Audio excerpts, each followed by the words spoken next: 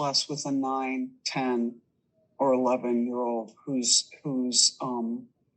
starting puberty suppression. And like Ren said, if they continue on, then and I mean, it's like developmentally not in their space to be able to have to think about that, and it shouldn't be. The mainstream media is silent about one of the biggest stories to break regarding gender medicine and affirmative care, and in doing so, are keeping many in the public in the dark about what could be the largest malpractice scandal in history. But thankfully, you're watching Rebel News, where we don't back down from bringing you the other side of the story. And today, what that looks like is me bringing you a sit-down interview with Ottawa-based journalist Mia Hughes, the author behind the WPATH Files report, and also with child protection activist Billboard Chris, whose advocacy against things like medical transitioning for kids is right on point with what these leaked files uncover. So what you get from the files is there's almost nothing that will exclude you from hormones and surgeries. There's almost nothing. And what I found really troubling was the conversation often starts with somebody has doubts. A therapist will show up and say, I've got this really complicated case. They're schizophrenic. They have major depressive disorder. They've got all sorts of health problems, mental health problems. I'm not sure what to do. And then it's a chorus of activists and activist clinicians who show up in the replies and encourage medical transition. And no one is ever showing any caution and advising, oh, perhaps you should not give this person surgical castration. All of this just contributes to educating the population. And when enough people learn what's going on, we are going to put a stop to this. Drea Humphrey here with Rebel News, and have you heard of WPATH before? It stands for the activist-fueled nonprofit organization called the World Professional Association of Transgender Health, and is recognized internationally as those who set the international standards of care and guidelines for people who identify as transgender and non-binary, including minors. Well, until there was the leaked WPATH files, that is.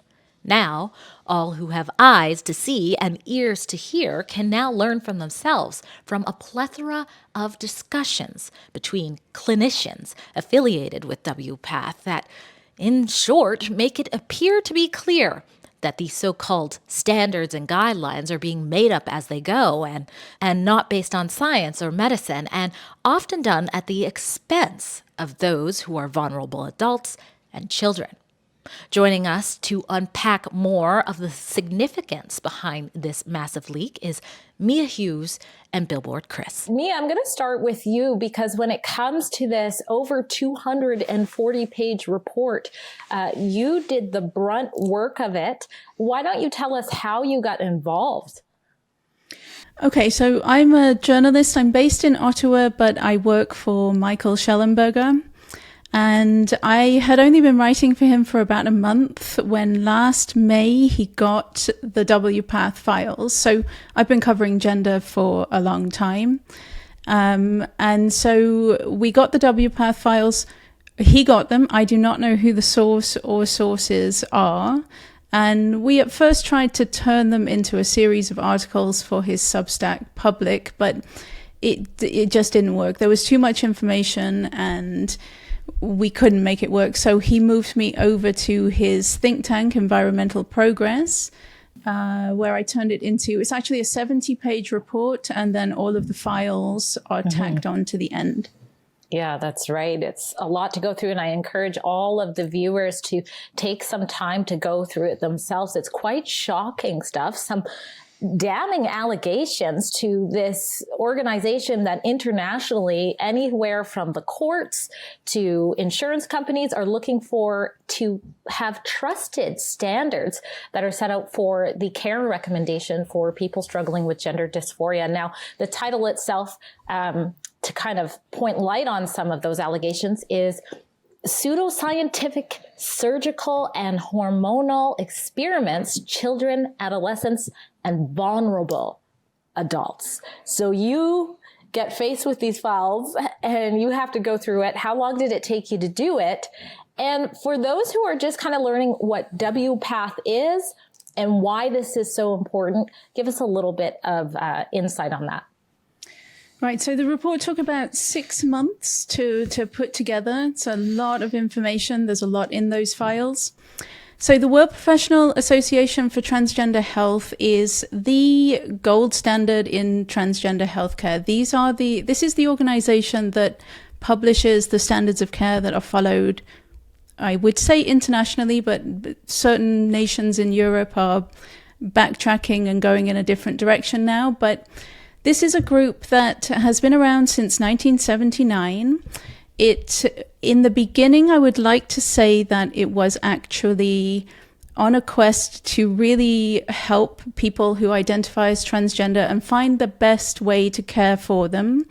And then around the turn of the century, around the late 90s, 2000s, it took a sharp turn for the ideological.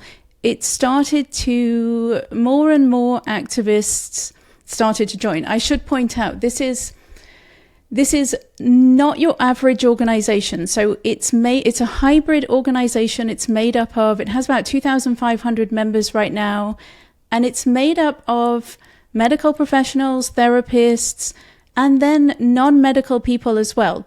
Can be just human rights lawyers or trans activists or people who are transgender and have an interest in gender medicine. So around 2000, that's when it started to become more activist-led, and it was never very scientific, but far less scientific. And in the intervening years, it has just gone from bad to worse. We are now in a very, it took a strong turn for the ideological again in around 2012. And then now we are just in a place where there are no rules. They have lost their ethical compass. They have no respect for the Hippocratic Oath to first do no harm. And they are basically practicing consumer-driven body modification on demand. Quite shocking stuff. And speaking of going from bad to worse, I'm going to just jump to a little clip here. I assume definitely you, Mia, you've seen. I'm sure Chris has seen it. But this is kind of at the root of the problem here is this lack of informed consent. And of course, children and vulnerable people who struggle with mental health not able to comprehend what exactly the treatments are that they're getting. Let's just show a discussion here between clinicians. I just wanted to piggyback on all of the importance that comes up with the informed consent issues. I often see people who, because there's such a backlog of therapists to do some of the mental health therapeutic support, I often see people who have already engaged in some sort of, and this is again with youth, who've already engaged in some sort of medical intervention. And so one of the things I do is I'm sitting with the youth and their parents, and I say, oh, well, so tell me more about what you know about that medical intervention. And kind of like what Dan was saying, children and young adolescents, we wouldn't really expect them. It's kind of it's out of their developmental range sometimes to understand the extent to which some of these medical interventions are impacting them. We do it. We try to talk about it, but most of the kids are nowhere in any kind of a brain space to really, really, really talk about it in a serious way. That's always bothered me, but we still want the kids to be happier in the moment, right? And I appreciate that much less with a 9, 10, or 11-year-old who's starting puberty suppression. And like Ren said, if they continue on, then and I mean it's like developmentally not in their space to be able to have to think about that, and it shouldn't be, right? And so I think it is a real growing edge in our field to kind of figure out how we can approach that. I'm definitely a little stumped on it. So that was an excerpt from one of two shocking videos that are in these files. Now, Chris Elston, I know that this rings true to something that you say all the time when you've got your boots on the ground with signs saying things like children cannot consent to puberty blockers.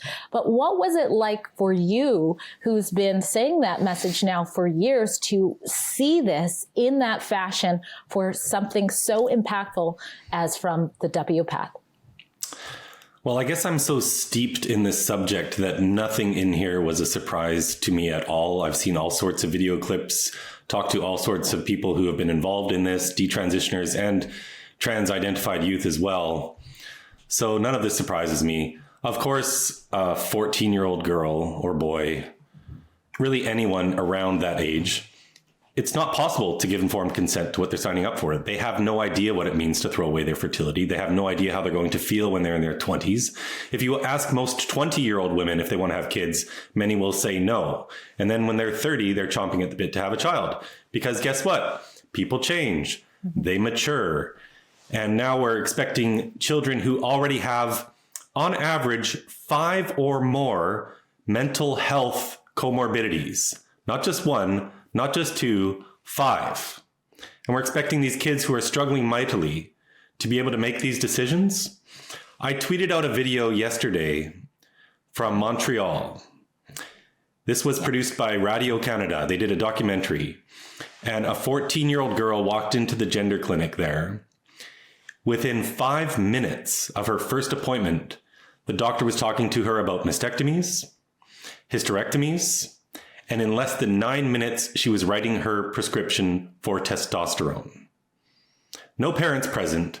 The practice at all these gender clinics is to simply affirm the child. They don't challenge anything. They don't look into their history. It doesn't matter how many psychiatric comorbidities they have.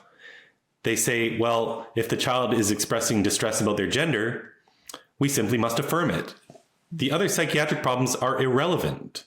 And this, of course, to anyone with half a brain in their head, we know is totally insane. Yeah, it's all about affirming, but affirming the feelings now. It says right in the video discussion there, we want them to be happy now. But when you talk about what their future could be like with these life-altering decisions, as you both know, you often get labeled a bigot. Which brings me to kind of my next thing I'm noticing about this. It's the silence from the mainstream media on this. I mean, they're always talking about how things are considered hate. And in Canada, we have the Premier, Danielle Smith, who just made some really reasonable guidelines to actually help and in some ways improve healthcare for people, adults in particular, who want these surgeries.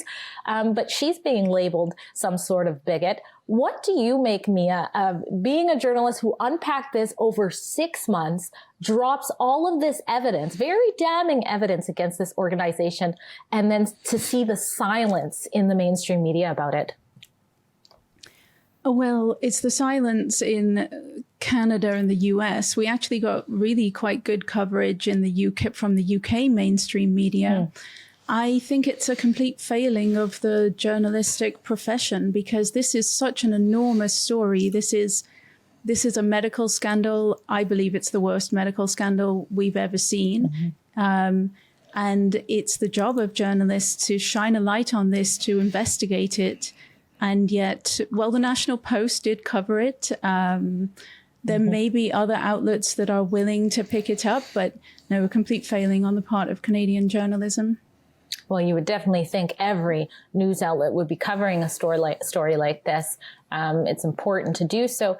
I want to point to another area of, what looks like malpractice based on these files, and that is people who are struggling with mental health. Now, Chris, I know you mentioned some of that, but I just look at some of these conversations. You see clinicians going back and forth. At some points, they almost seem to be bragging about how quickly and how they've intervened. One doctor's talking about how she's intervened with letters so that people with some serious mental health situations can go ahead and have their testicles cut off. What was standing out to you the most in this report when it comes to the matters of consent that you really think the public needs to understand when it comes to this, all things affirmative care? It's precisely that what you were just talking about is a therapist who says in 15 years, she has only refused to write one referral letter for surgery. And that is because the patient was in active psychosis in the assessment and was hallucinating. And so what you get from the files is there's almost nothing that will exclude you from hormones and surgeries. There's almost nothing. And what I found really troubling was the conversation often starts with somebody has doubts. A therapist will show up and say, I've got this really complicated case. They're schizophrenic. They have major depressive disorder. They've got all sorts of health problems, mental health problems. I'm not sure what to do. And then it's a chorus of activists and activist clinicians who show up in the replies and encourage medical transition. And no one is ever showing any caution and advising, oh, perhaps you should not give this person surgical castration. I'd like to add on to that. So we had a whistleblower last year out of Missouri named Jamie Reed. She was the case manager at the Washington University Gender Clinic for 4 years. And this is a woman who is not some conservative. She identifies, she says she's a queer woman married to a trans man and says she's politically left of Bernie Sanders. And so what she said was the exact same thing that was just revealed in these WPATH files. In 4 years, there was only one child that they turned down. And these were kids coming directly from the psychiatric ward in the hospital. There was one boy who had been abusing dogs, so they gave him Lupron to chemically castrate him. We have this therapist last month. She was just fired from her job in Washington State because she refused to go along with this. But one of these girls that had come to see her was sexually abused, raped by her father-in-law, grew up watching porn that her mother was showing her, extreme porn, identifying as a cat, making meowing noises. And she refused to give this girl testosterone, but all the other therapists said, you should just do it. Mm-hmm. And so she blew the whistle on this. But my gosh, what are we doing? This is totally ideology-driven medical care. There's no science to this at all. You can't even say it's an experiment on children, because with experiments, there are randomized control trials, there are placebo groups, there are guidelines and objectives and follow-up. There's none of that with this. We have basically what are religious zealots harming kids because they think children are born in the wrong bodies. And everybody else is drinking that Kool-Aid. And of course, with ethical experiments, there's informed consent. I can't stress it enough.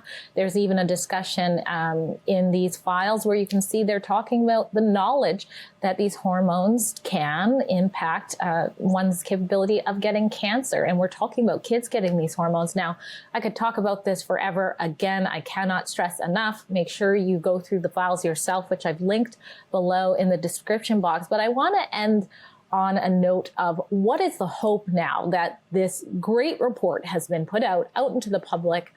I'll start with you, Mia, and then we'll end with your activists, how you think it might impact your activism, Chris. But Mia, what do you hope to see happens from this?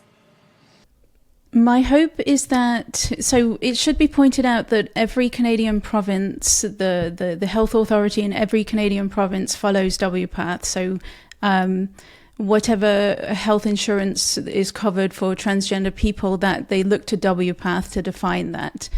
And every gender clinic, I think, is staffed by WPATH members. So what I would like is, first and foremost, the point of the report is to show the world the truth about WPATH, because the group has a very carefully crafted public image and it presents itself as being very scientific, and it's not. And it's time for every province and every medical ethics board to really investigate this style of medicine, so-called medicine, and look at the evidence and look at the harm that's being done and just stop doing it. And Chris, what about yourself? How do you think this report will impact your activism? So there's so many things going on today that are good news. We have 24 states that have passed legislation to stop this. whereas 2 years ago, none of these legislators down south wanted to touch it. We've got Danielle Smith in Alberta who's passed legislation. Saskatchewan and New Brunswick have said schools need to stop hiding from parents what's going on. And all of this is downstream from awareness building.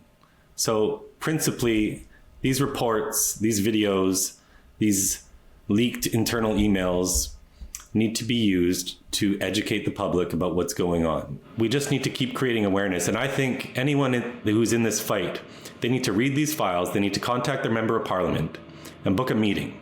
Go sit down with them and have some notes handy, and for half an hour, go over what the heck is happening. Reference this Radio-Canada documentary that was just done, where they mentioned that the Quebec health authorities are actually looking into this.